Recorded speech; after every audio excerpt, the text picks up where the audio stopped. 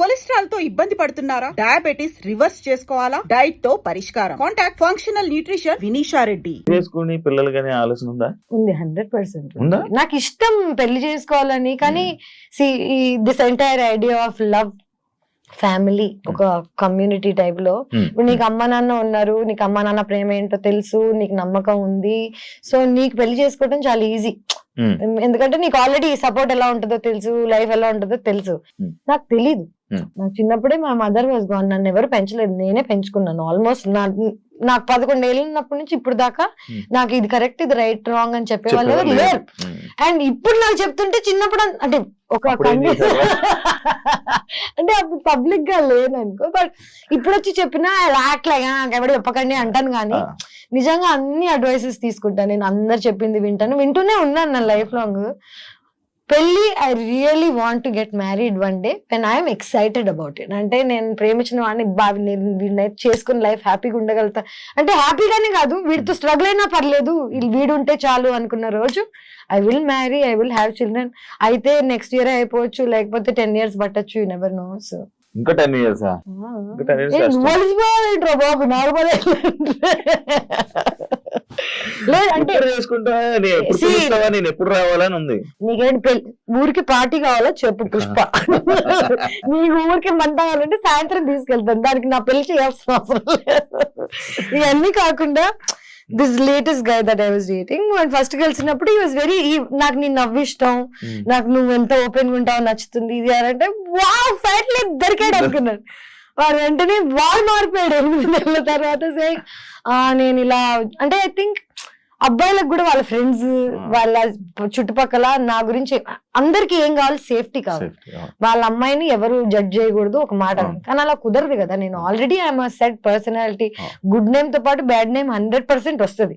నాకు లక్కీగా bad name కాబట్టి పీపుల్ ఆర్ స్కేర్డ్. అండ్ ఇవన్నీ దాటి నన్ను ఎవరైనా ప్రేమించగలిగితే, యాక్చువల్లీ ఇవన్నీ దాటి నన్ను వాడు ప్రేమించగలిగితే పెళ్లి చేసుకుంటాను. ఇంకెవరు ప్రేమించిన హార్ట్ కి నచ్చిన వాళ్ళని చేసుకోకుండా నేను ఇంకా ఏ రీజన్ కి చేసుకున్నా అది 2 weeks 3 weeks కన్నా నాకు తెలుసు కదా నా గురించి.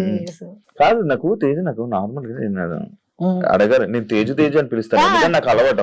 ఫస్ట్ వాళ్ళు ఎవరు అడిగాడు, నాకేమో ప్రాబ్లం చెప్తున్నాను. నీకు ఎంత దూరం ఉన్నా వినిపిస్తాయా, లేకపోతే నువ్వు ఎలా? నాకు నేను 2 నెలలు తక్కువ పిల్లని, నెల తక్కువ వాళ్ళు అంటారు కదా, నాకు 2 నెలలు తక్కువ, 7 నెలలకు పుట్టాను నేను. సో నా ఫోర్హెడ్ వాట్ ఎవర్ ఇంత ఉండేది, ట్రాన్స్ప్లాంట్ చేసిన, వీటన్నిటికి రీజన్స్ ఏంటంటే ప్రీమచ్యూర్ గా పుట్టాను నేను. సో ప్రీమచ్యూర్ గా పుట్టిన వాళ్ళకి, జనరల్ గా మూగ వాళ్ళకి, లేకపోతే చెవిటి వాళ్ళకి వేరే సెన్సెస్ ఎక్కువ ఉంటాయి. నాకు ఇంట్యూషన్ ఎక్కువ, నాకు దూరం వరకు వినిపిస్తాయి తెలుసా, యూ వోంట్ బిలీవ్ ఇట్.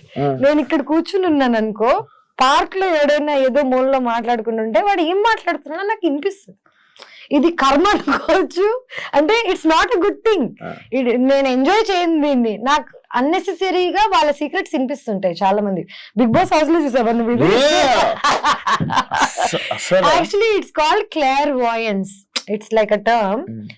మనకి చెవులకి వినిపిస్తుంది, మైండ్ కి కనిపిస్తుంది కదా, ఈ రెండిటికి స్కానర్ ఆర్ వాట్ ఎవర్ ఏది ఉంటుందో అది నాకు ఎక్కువ, ఆ స్కానింగ్ ఎక్కువ, దూరం వరకు ఐ కెన్ హియర్. అదే అంటే నేను వాళ్ళు అక్కడెక్కడో మాట్లాడాను, నువ్వేమో వాళ్ళు అక్కడెక్కడో బెడ్రూమ్ లో కూర్చుంటావు, నేనేమో ఇక్కడ మాట్లాడింది ఫోకస్.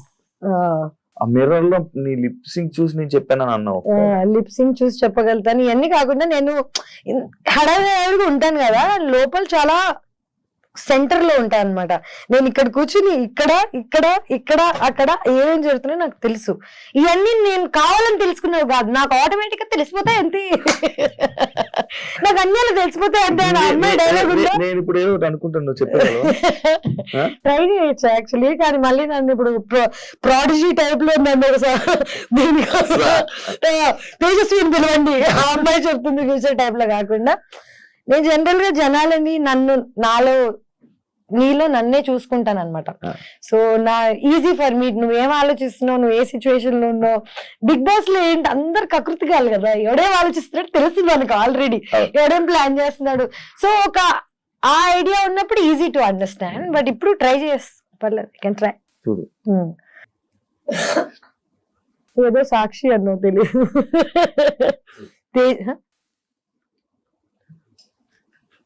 తేజస్వి వాళ్ళే సాక్ష్యం బొంగు అన్న. లేదు, ఇప్పుడు నువ్వు బాగా లిప్ యూజ్ చేయకుండా మాట్లాడడం నేర్చుకున్నట్టున్నావు. అక్కడ ఏంటి తెలుసా, అక్కడ కుక్ ఎమోషన్ లో చెప్పేసారు. ఇలా మాట్లాడేసేవాడిని, సైలెంట్ గా చెప్పడం లేదు అంటే ఎంత టాలెంట్ అయిన వారు what ever time to time. Ice cream వల్లే తేజుకి ఎఫెక్ట్ అయ్యిందంటే యాక్సెప్ట్ చేస్తారా? నేను ఏది యాక్సెప్ట్ చేయను ఫస్ట్ ఆఫ్ ఆల్. ఎందుకంటే ఇదంతా జనాల పర్సెప్షన్. ఎవరికి నా అవసరం, నా ఏజ్, నా టైం, నా ఇన్నసెన్స్ తెలీదు. నీకు 21 years ఉండగా నువ్వు ఫస్ట్ మూవీ మహేష్ బాబు, వెంకటేష్, సమంత ఎంత పెద్ద క్రూతో చేసావు. Second movie heart attack, Spain కి వెళ్ళి షూట్ చేశాను. Third movie Kerintha. Fourth movie Ram Gopal Varma నిన్ను యాక్ట్రెస్ చేస్తాడంటే చిన్నప్పటి నుంచి రంగీలా గింగిలా చూసిన అమ్మాయిని నేను.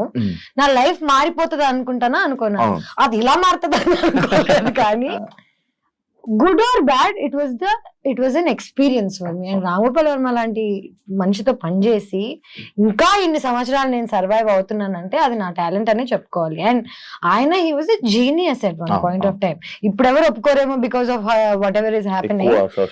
సోషల్ మీడియా అని కాదు, ఆయనే మారిపోయారు. ఆయన పర్సనాలిటీగా ఎవరికి తెలియనప్పుడు, డైరెక్టర్ గా తెలిసినప్పుడు ఎవ్రీబడి రెస్పెక్టెడ్. ఇప్పుడు ఆయన పర్సనాలిటీ బయటకు రాగానే nobody is respecting the work he's done, but his work is still the best work that there is. రక్త చరిత్ర, కొన్ని మూవీస్, శివ, నీ పేరు సో శివ ఇప్పటికీ దర్ లెజెండరీ మూవీస్. యూ ఫెయిల్ అయినందుకు ఆర్టిస్ట్ అసలు యూజ్లెస్ అని అనుకోవడం తప్పు. నేనేమంటానంటే ఒకప్పుడు సక్సెస్ఫుల్ అయ్యాడు.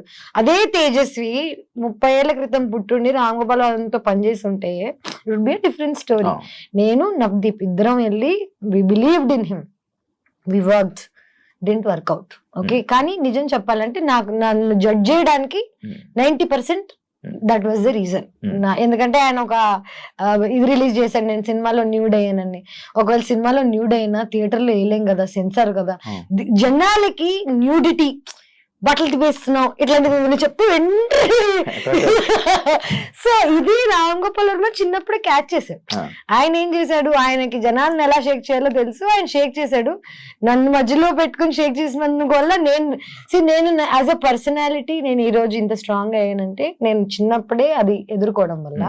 నేను ఇప్పటికీ నేను చేసిన వాటిల్లో ఏది తప్పు అనుకోను, ఏది ఆ స్టెప్స్ లేకపోతే ఈ రోజు నేను ఇలా అయ్యేది. అదే యాక్చువల్లీ ఐస్ క్రీమ్ అనే సినిమా లేకపోతే తేజస్వి లైఫ్ వేరేలా ఉండేది. అబ్సల్యూట్లీ వేరేలా ఉండేది. కానీ ఎవరికి తెలుసు, ఎవడు బతికాడు. ఊకే జనాలు స్టేడియం బయట కూర్చొని అలా కొట్టకుండా ఇలా కొట్టుంటే ఇప్పుడు మ్యాచ్ గెలిచే వాళ్ళని ఇలా 100 చెప్తాడు. షూ తీసుకుని ఆడుతున్నోడికి తెలుస్తుంది. నేను చిన్నప్పుడు ఆ డెసిషన్స్ ఎందుకు తీసుకున్నాను, నేను ఎందుకు ఇప్పుడు ఈ లెవెల్లో ఉన్నా, ఈ అమ్మాయి అలా చేసి ఉండకూడుతుంది, అలా 100 చెప్తారు. కానీ నాకు ఇంట్లో కూర్చొని చెప్పే వాళ్ళు ఎవరు లేరు కదా. నా డెసిషన్స్ అన్ని నేనే తీసుకున్నాను. అండ్ నేనే దానికి సక్సెస్ వచ్చినా నేనే అనుభవిస్తా, బ్యాడ్ నేమ్ వచ్చినా నేనే అనుభవిస్తా. ఏదైనా సింగిల్ హ్యాండెడ్. గణేష్.